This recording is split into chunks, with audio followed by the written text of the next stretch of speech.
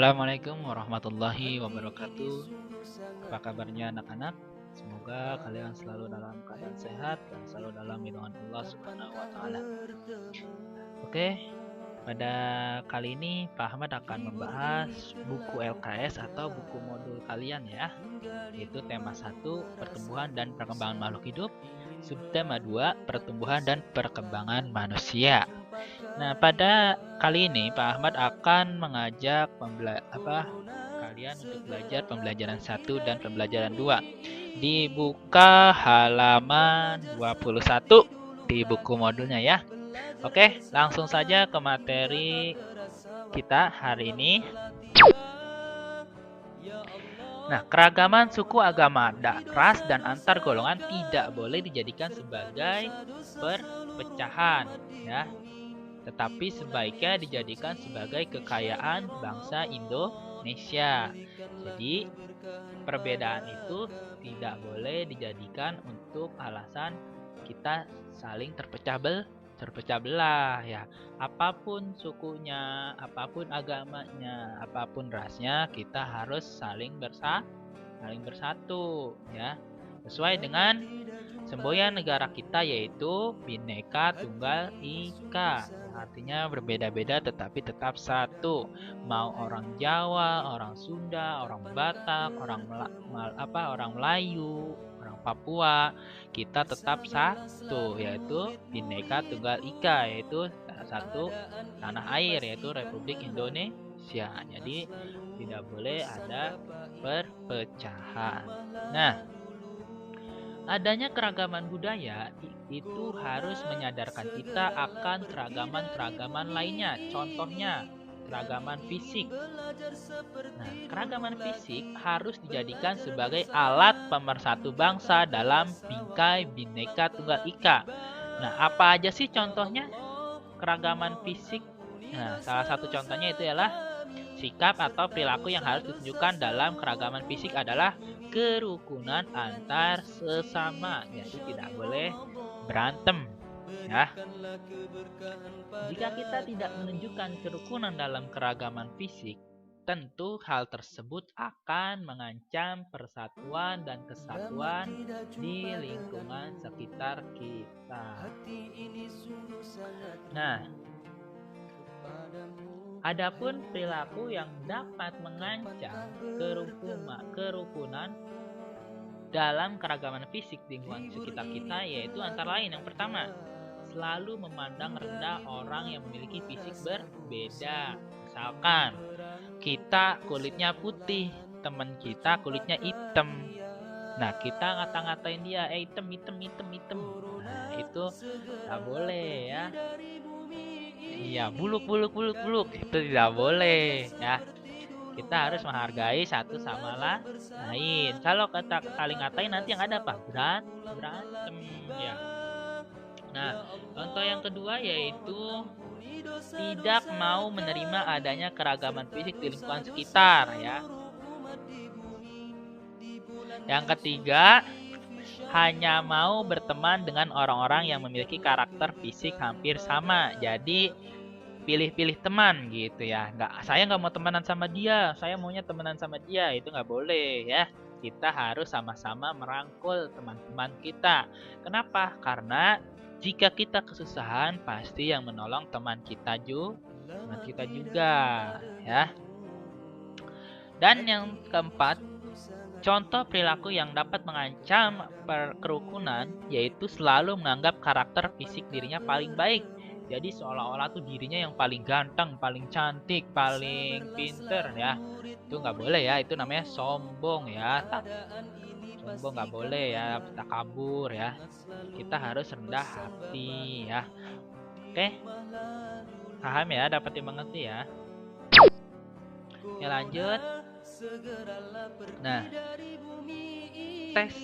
teks deskripsi. Apa sih teks deskripsi itu? Teks deskripsi adalah sebuah teks yang menggambarkan atau memaparkan sebuah objek tertentu melalui kata-kata yang dapat merangsang panca indera sehingga pembaca seolah-olah menyaksikan atau merasakan sendiri objek yang dideskripsikan oleh penulis. Nah, aspek-aspek yang dipaparkan dalam teks deskripsi biasanya berupa keadaan, karakteristik, sifat, atau perasaan yang dimiliki oleh objek tersebut. Contohnya, misalkan kalian sedang baca novel, ya. Di novel itu menceritakan suatu keadaan yang sangat membuat kita terharu. Nah, ketika kalian membaca novel itu, ya, tanpa terasa kalian juga meneteskan air mata. Nah, itu disebut contoh dari teks deskripsi yang dimana teksnya itu atau pesannya itu sampai kepada pembaca, yaitu yaitu kita, ya. Kita lanjut ke materi selanjutnya. Oke, nah kita masuk ke pertumbuhan manusia. Pertumbuhan manusia itu ada 5. Yang pertama yaitu masa bayi. Ya, masa bayi. Setelah bayi lahir, yaitu sekitar berusia 10-14 hari, bayi harus menyesuaikan diri dengan lingkungan yang seluruhnya baru di luar rahim seorang ibu, ya. Nah, secara bertahap bayi ini akan belajar mengendalikan ototnya supaya apa? Supaya dapat bergantung pada dirinya sendiri, ya. Ketika di dalam rahim kan si bayi itu masih mengandalkan ibunya. Nah, ketika dia keluar, maka bayi itu harus mengandalkan dirinya sendiri. Nah, yang kedua yaitu masa kanak-kanak. Nah, masa kanak-kanak ini itu rentan usianya ada di rentan usia 3-6 tahun, ya. Dibagi menjadi 2 ya masa kanak-kanak ini. Masa kanak-kanak dini yaitu usia 3-6 tahun. Nah, masa kanak-kanak dini ini yaitu merupakan masa pra sekolah atau pra kelompok, yang dimana ini masa sebelum sekolah. Nah, anak mulai berusaha mengendalikan lingkungannya dan menyesuaikan diri secara sosial, ya. Jadi anak itu masih belajar, ya. Nah, yang kedua yaitu masa kanak-kanak, yaitu antara usia 7-12 tahun.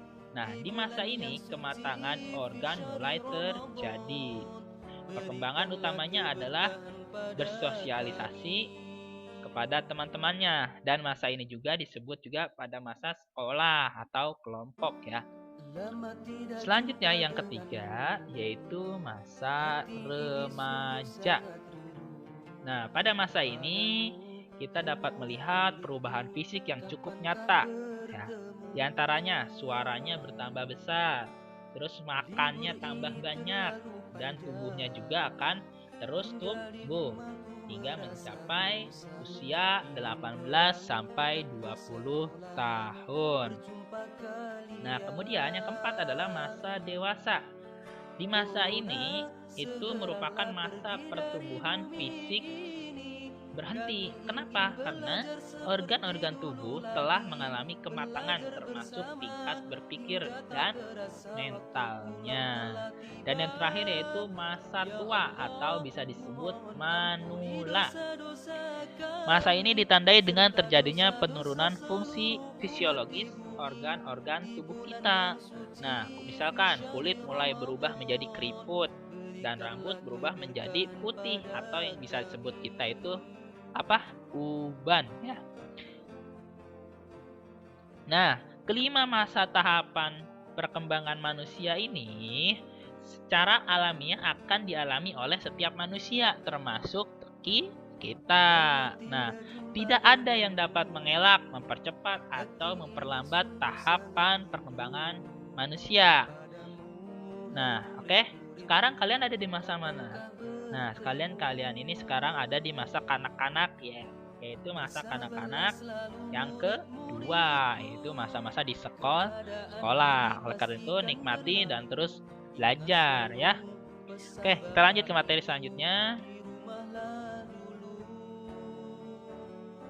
Contoh interaksi dengan teman. Apa aja? Ayo, contoh interaksi dengan teman. Yang pertama, interaksi di lingkungan sekolah. Bermain bersama teman-teman, bercanda, tertawa bersama untuk membentuk interaksi sosial yang bersifat asosiatif ya. Nah, saat siswa melakukan kegiatan bersama, bermain dan bergerak, mereka pun telah bergerak secara dinamis dan berinteraksi dengan teman-temannya.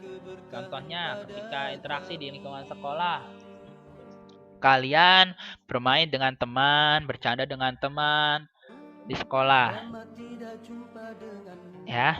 Kemudian yang kedua, interaksi di lingkungan sekitar, yaitu salah satu contoh interaksi lingkungan sekitar adalah bermain sepeda dan petak umpet bersama teman-teman di lingkungan rumah kalian ya.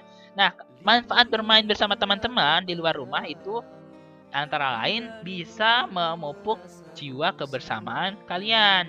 Terus kesetiakawanan dan dapat menghemat energi dibandingkan jika bermain komputer atau bermain televisi atau bermain handphone di rumah ya. Oke, kita lanjut ke materi selanjutnya. Nah, kita masuk ke matematika nih. Nah, harus diperhatikan ya. Pak Ahmad mencontohkan di sini berapakah hasil dari penjumlahan bilangan 1622 dan 2173. Ada dua cara. Cara pertama yaitu cara bersusun panjang. Kalian bisa dilihat di videonya. Kita lihat 1000 ini kita tulis 1000 karena ribuan. 6 itu adalah ratusan maka kita tulis 600. 2 pertama itu adalah puluhan maka kita tulis 20 dan ini 2 terakhir adalah satuan maka kita tulis 2. Begitupun dengan 2173 ditulis dengan angka yang sama ya. 2 tambah 3 5, 0 tambah 0 0, 2 tambah 7 9, 0 tambah 0 0, 0 tambah 0 0, 6 tambah 1 7. Sini 0 terus ya 3 kali, kemudian 1 tambah 2 yaitu 3. Nah, maka hasilnya menjadi 3795. Nah, namun Pak Ahmad tidak mengajukan kalian menggunakan cara panjang ini karena terlalu lama. Nah, Pak Ahmad akan menganjurkan kalian untuk menggunakan cara yang bersusun pendek atau cara yang kedua. Kita tulis dulu seperti ini, 1622 ditambah 2173. Kita tulis ya, 2 tambah 3 yaitu 5, 2 tambah 7 itu 9, 6 tambah 1 itu 7, 1 tambah 2 yaitu 3. Nah, 3 di sini adalah ribuan ya, 7 di sini adalah ratusan, 9 di sini adalah puluhan, 5 di sini adalah satuan. Paham ya? Oke, Pak Ahmad akan contohkan satu soal lagi. Nah, Pak Ahmad punya soal di sini. Berapakah hasil dari 1529 ditambah 1461? Kita gunakan cara yang kedua ya. Nah, kita tulis seperti ini dulu. 1529 ditambah 1461. Kita mulai dari yang paling kanan. Ingat, untuk menghitung itu kita mulai paling kanan. 9 ditambah 1 berapa? 10. Kita tulis nolnya di sini, kita taruh satunya di atas ya. Kemudian 1 ditambah 2 3. 3 tambah 6 yaitu 9. 5 tambah 4 berapa? 9 ya. Kemudian 1 tambah 1 sama dengan 2. Maka hasilnya adalah 2990. Gimana anak-anak, sudah paham ya dengan penjelasan Pak Ahmad? Kalau kalian sudah paham, silakan kalian berlatih soal matematika dengan ayah dan bunda kalian ya. Minta dibuatkan soal ya, kemudian kalian berlatih supaya kalian lebih bisa lagi ya ketika nanti sudah sekolah, tinggal meneruskan kembali. Jadi tidak mengulang kembali ya. Paham ya? Oke. Sekian dari Pak Ahmad. Tetap semangat untuk belajarnya dan selamat belajar untuk anak-anak kelas 3 SDT Atsuraya. Sekian dari Pak Ahmad. Wassalamualaikum warahmatullahi wabarakatuh.